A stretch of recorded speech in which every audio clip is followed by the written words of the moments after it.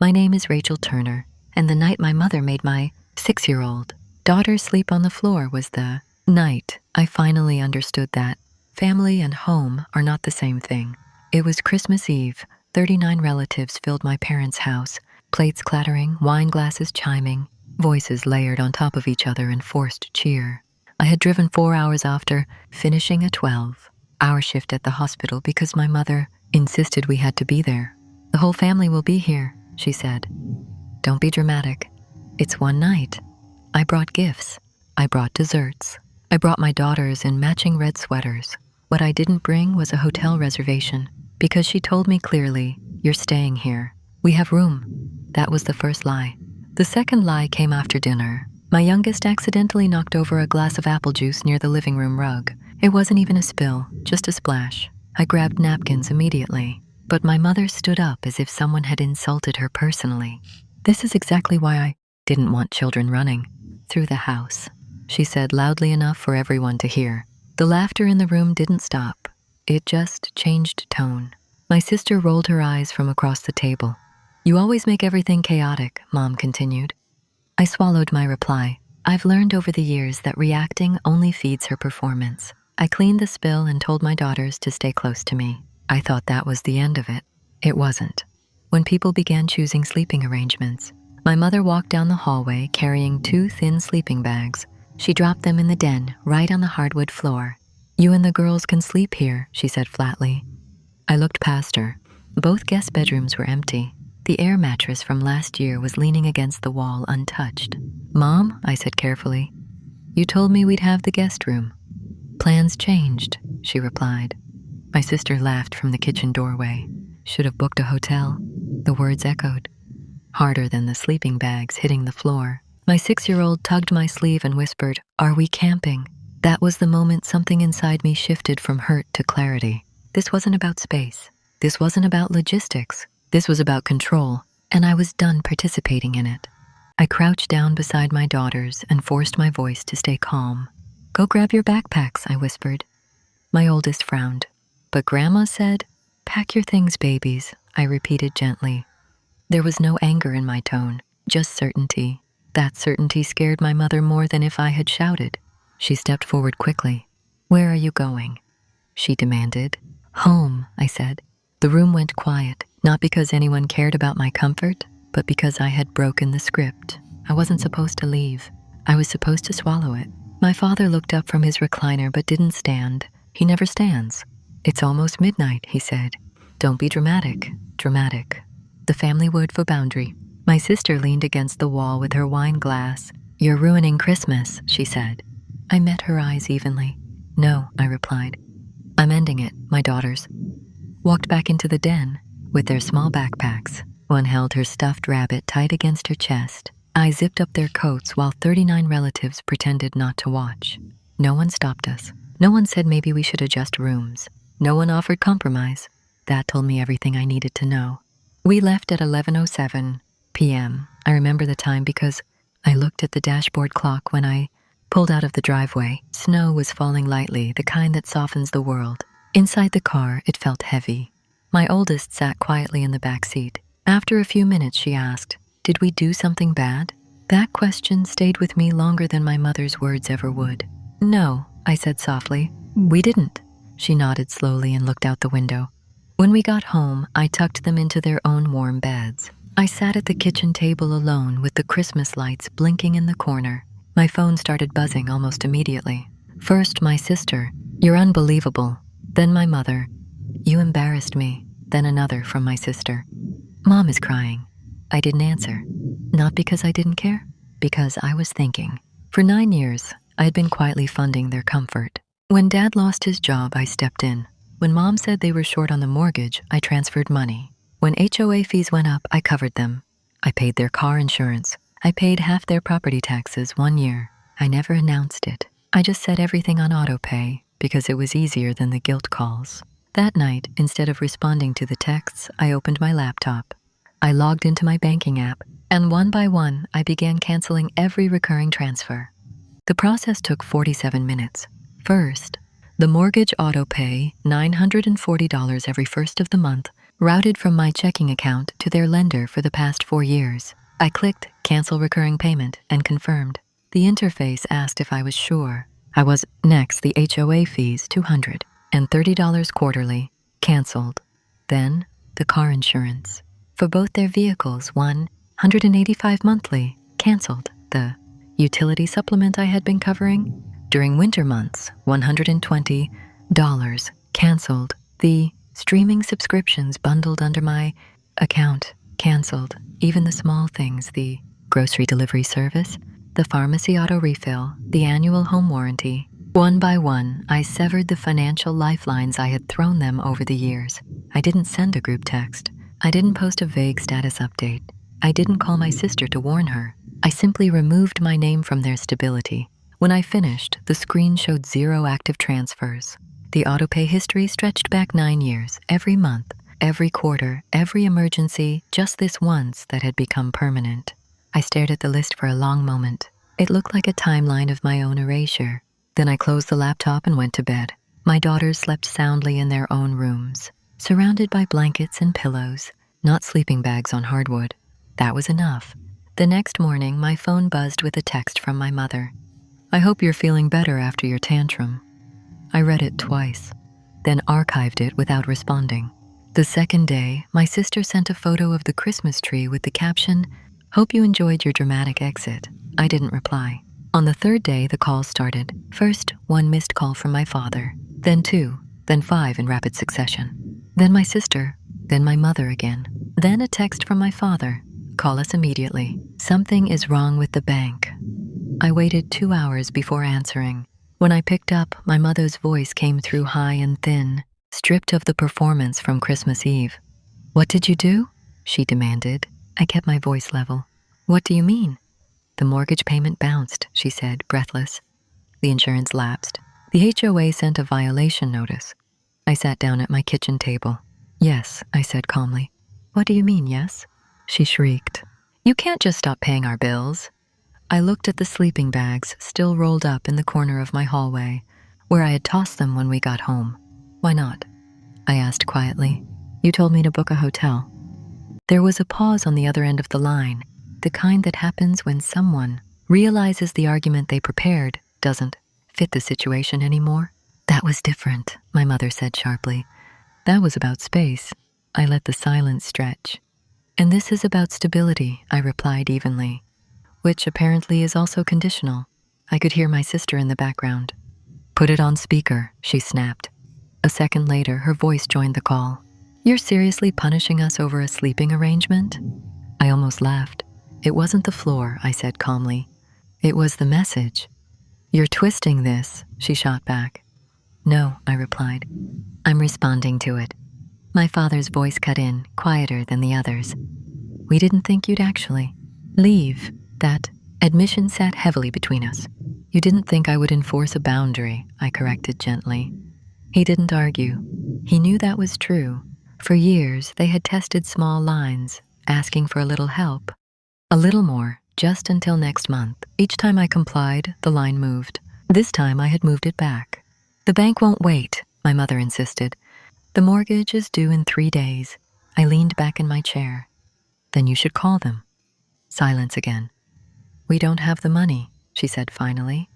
There it was, the part they had never wanted to admit. They had structured their lives assuming my transfers would cover gaps. Without them, the gaps showed.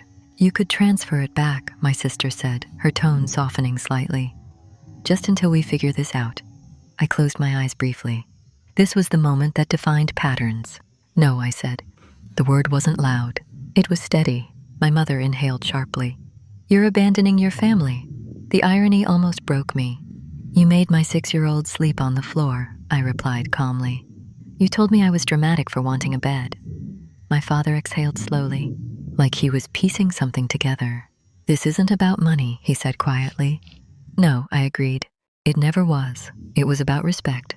About the assumption that I would always absorb inconvenience without consequence."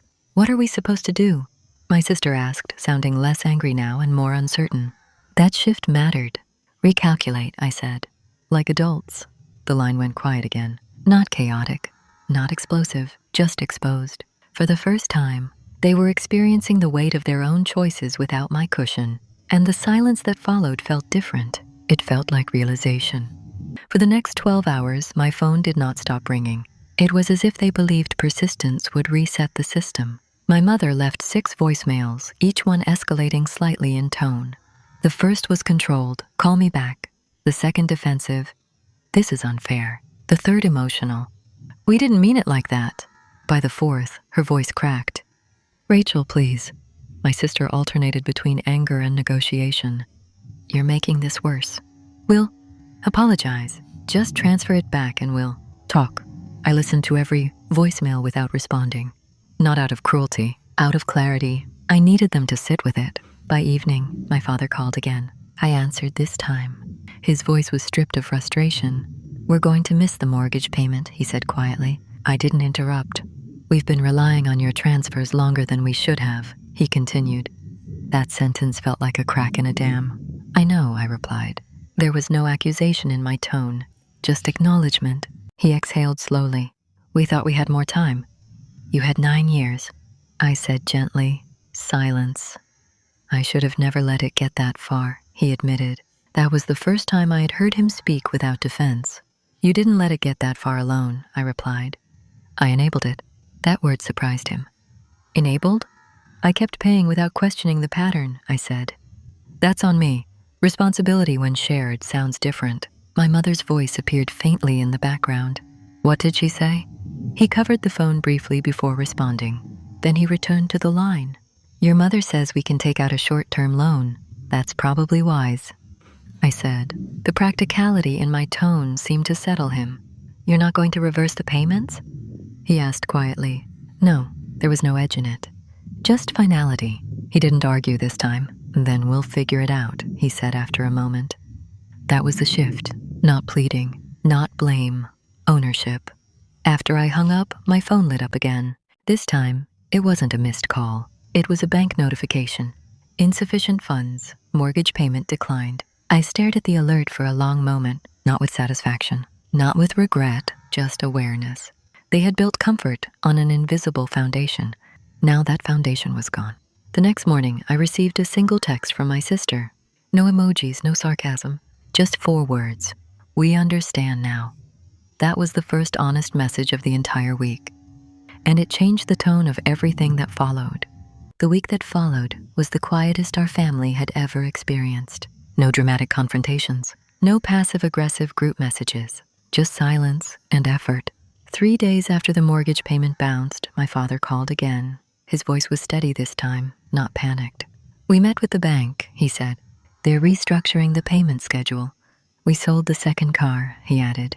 That caught my attention. The second car had always been justified as necessary. Necessary for convenience. Necessary for appearances. Necessary because they could. Now it was gone. We also canceled the travel club membership. And the premium cable package. I didn't respond immediately. These weren't sacrifices. They were adjustments. "That's good," I said finally. "It's responsible." There was a pause. "We should have done this years ago," he admitted. That sentence carried weight. It wasn't about the mortgage anymore. It was about the pattern. My sister called later that afternoon. Her tone was different, less reactive, more reflective. "I didn't realize how much you were covering," she said quietly. "I thought Mom and Dad had savings. They had transfers." I replied gently. She inhaled slowly. "I feel stupid." "You weren't the one approving the payments," I said. "You were just benefiting from them." That distinction mattered. She was quiet for a moment. "I got a second job," she added. That surprised me. "I'm covering my own credit card now." I leaned back in my chair, processing that. I said, "That's adult." She gave a faint laugh. "I guess I should have been doing that all along." "Maybe, but growth doesn't come from shame. It comes from exposure." That weekend, my parents invited me over, not for an apology ceremony, not for a dramatic reconciliation, just for dinner. I hesitated before going, not because I was angry, but because I needed to see if the change was structural or temporary. When I arrived, the house felt different, not because the furniture had moved, but because the energy had. My father greeted me at the door without pretense. My mother didn't overcompensate with affection. They just let me walk in. During dinner, my father pulled out a printed budget sheet. "We wanted to show you something," he said. It was their revised monthly breakdown. Real numbers, reduced expenses, no hidden gaps. "We're not asking you to fix anything," my mother said quietly. "We just wanted you to see we're fixing it." That was the moment. I knew this wasn't temporary. They weren't asking for the transfers back. They weren't hinting. They weren't negotiating guilt. They were recalibrating. And recalibration feels different than desperation. It feels slower, more deliberate, more permanent. As I drove home that night, I realized something important. Canceling the payments didn't destroy my family. It exposed its imbalance. And once imbalance is visible, you can either pretend not to see it or you can correct it. They chose correction, and that changed everything. By the second month, the panic had turned into planning. My father started sending me updates without prompting, short emails titled Monthly Review. They weren't emotional. They weren't dramatic. They were structured. Mortgage balance, utility payments, insurance status. He had opened a separate emergency savings account and was depositing into it weekly. Not because I demanded it, because he finally understood what it felt like to stand without a hidden safety net. My mother adjusted too, though in quieter ways. She stopped making offhand comments about how much I make or how stable my job is. She stopped treating my reliability like a permanent fixture. Instead, she started asking practical questions about budgeting apps, refinancing options, insurance comparisons, not in a manipulative way, in a learning way. That was new. My sister changed the most visibly. She picked up weekend shifts. She stopped booking spontaneous trips. She started sending me screenshots of paid balances, not because I required proof, but because she wanted to show she was handling her own weight. One afternoon, she came by my apartment unexpectedly. "I owe you an apology," she said as soon as she stepped inside. I didn't interrupt her. "When I laughed about the hotel," she continued quietly, "I thought you were overreacting. I didn't realize how much you had already been doing." I studied her carefully. This wasn't guilt-driven panic. It was reflection. "You weren't laughing about the floor," I said gently. "You were laughing about control." She nodded slowly. I didn't think about it like that. That was the theme of everything lately. They hadn't thought about it because they hadn't needed to. The comfort had been automatic, invisible, funded quietly. "It's different now," she said. "I can feel it." I leaned back in my chair. "It's balanced. Now." That was the word that kept returning. Balanced. No one was overextended. No one was absorbing more than their share. That weekend, my parents hosted another family gathering. This time, no sleeping bags were tossed. The guest room was prepared properly for my daughters. Fresh sheets, extra blankets. My mother even asked my 6-year-old which pillow she preferred. It wasn't an apology speech. It was behavior correction. My father pulled me aside near the kitchen. "You didn't walk away," he said quietly. "You could have." I shrugged slightly. Walking away wouldn't have fixed it. He nodded once. "Stopping did." Yes, stopping had forced everyone to see the cracks. And once seen, they couldn't be ignored. As I watched my daughters playing comfortably in the living room that night, I realized something simple and solid. I hadn't punished my family. I had removed the illusion. And without illusion, responsibility had to redistribute itself naturally. That was the real shift. Not dramatic, not loud, just steady. 3 weeks after Christmas, I allowed myself to believe the worst had passed. My father's emails continued. My sister's payments arrived on time. My mother's texts were brief but not hostile. Then my Aunt Patricia called. "Your mother told me what you did," she said, voice tight with judgment. I gripped the phone tighter. What exactly did she say? That you cut them off financially out of spite, that you abandoned them during the holidays, that they might lose the house because you're punishing them. The words landed like a physical blow, not because they were true, but because they were strategic. My mother had taken the cancellation and rewritten it into a narrative where she was the victim, and I was the villain. "Did she mention the sleeping bags?" I asked quietly. Patricia paused. "What sleeping bags?" Of course. The story had been edited for maximum sympathy. Over the next 48 hours, my phone exploded, not just from my parents, from cousins, from uncles, from family friends I hadn't spoken to in years. Each message carried the same tone: disappointment, concern, subtle accusation. Then the missed calls started, 1, 5, 12. By the end of the second day, the counter read 98 missed calls. 98. Not from my father, not from my sister, from my mother. She left voicemails that progressed from controlled to frantic to tearful. You're destroying my reputation. Your father is stressed. The girls will grow up hating their grandmother. The last one was barely audible. Please, Rachel, I'm begging you. I listened to that one twice, not because I was tempted to fold, but because I needed to hear what begging sounded like from the woman who had tossed sleeping bags at my child. The following evening, she showed up at my door unannounced. No call, no text, just her standing on my porch in the cold, holding a manila folder. I brought the paperwork, she said, breath visible in the winter air. For what? I asked. For the transfers. I need you to sign the reinstatement forms. I stared at her. There are no reinstatement forms, Mom. She stepped closer. Then write a check. Right now, before the next mortgage deadline. Her voice wasn't pleading anymore. It was demanding, wrapped in desperation. My daughter appeared behind me in the hallway, curious about the visitor. My mother's eyes flicked toward her. You don't want her to see her grandmother like this, do you? That sentence was a test, a manipulation using my own child as leverage. I stepped outside and closed the door behind me. You don't get to use her, I said quietly. Not after you made her sleep on a floor. My mother's face hardened. That was one night? No, I replied. It was a warning. And I heard it. She thrust the folder toward me. Sign it. I didn't take it. No, the word hung between us, crystallizing in the cold. For the first time in my life, she had no response. No guilt trip. No performance. Just silence. And in that silence, I finally saw her clearly. Not as a monster.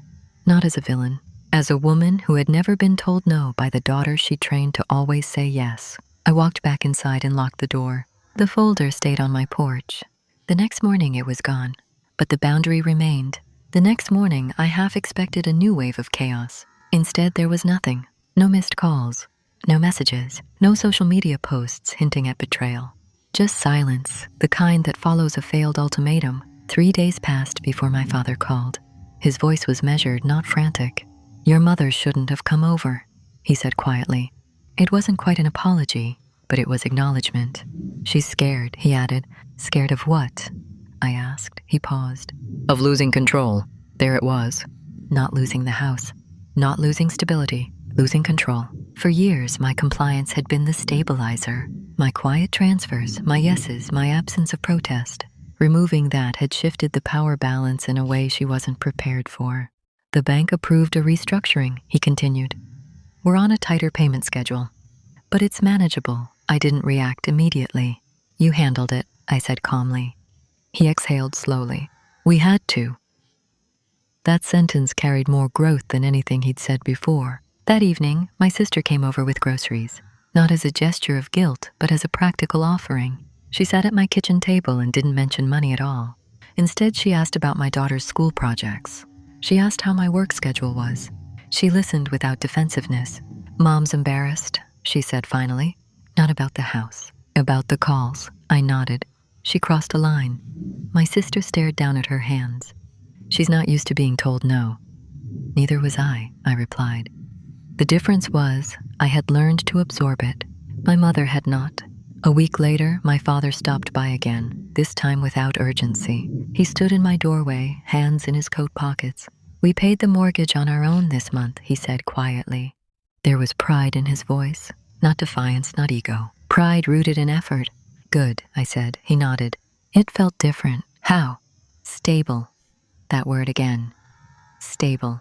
Stability without dependency. Stability without hidden expectation. As he turned to leave, he paused. You didn't destroy us, he said. You forced us to adjust. I watched him walk to his car and realized something profound. Adjustment is uncomfortable, but it's also sustainable. For years, my family dynamic relied on imbalance. I was the quiet provider. They were the unchallenged recipients. Once that imbalance was exposed, it couldn't go back to being invisible. It had to be corrected or collapse. They chose correction, not because I threatened to leave, but because I finally stopped holding everything up. And when the structure wobbled, they learned how to carry their share. The 4th month after Christmas was the first one where my phone didn't buzz at the end of the month with urgency. No subtle reminder texts.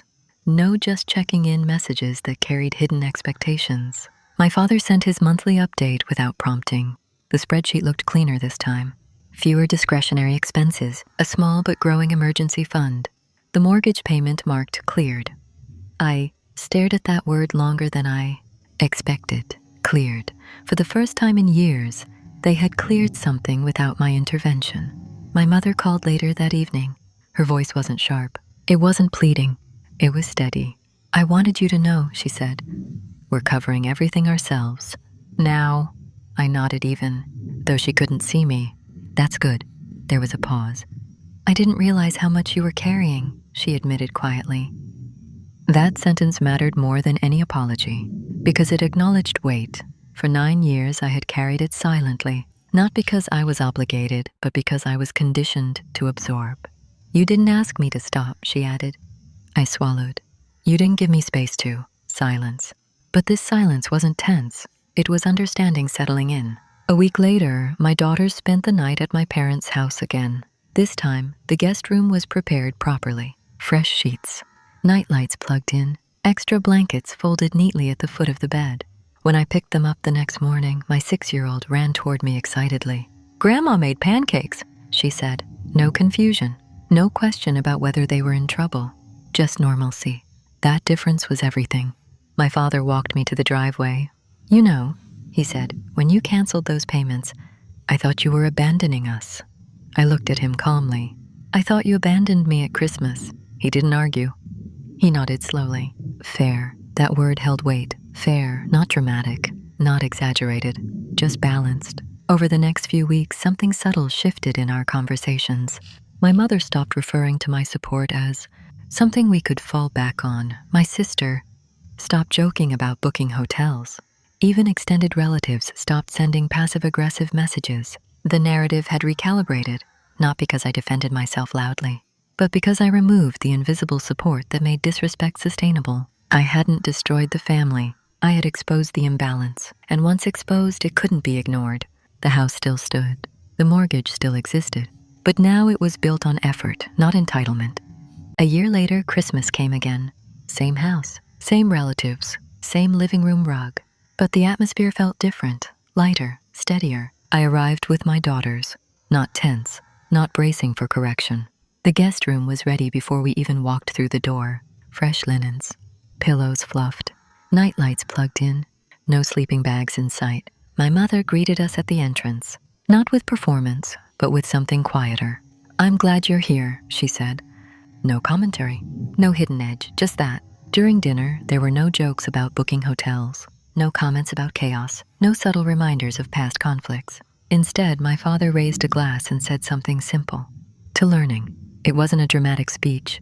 It didn't need to be. Everyone at that table understood what he meant. Later that night, after the kids were asleep in actual beds, my mother sat beside me on the couch. "I was wrong," she said plainly. No qualifiers, no excuses, just clarity. "I thought pushing you would make you stay close," she continued. "Instead, it almost pushed you away." I met her eyes. "You didn't lose me," I said. "You just stopped leaning on me." She nodded slowly. That was the real shift. I hadn't punished them. I hadn't cut them off permanently. I had simply removed the cushion that made disrespect comfortable. And once that cushion disappeared, reality stepped in. My father joined us a few minutes later. "We paid the mortgage early this month," he said quietly, almost proud. Not to impress me, to share accountability. I smiled faintly. Good. The word felt steady. That was the tone now. Not dramatic reconciliation, not perfect healing, just recalibrated balance. My daughters ran into the room a few minutes later, laughing about a board game they had played with their grandparents. They looked safe, not tolerated, safe. That was the outcome I had wanted all along. Not revenge, not humiliation, stability. My parents once made my 6-year-old sleep on the floor.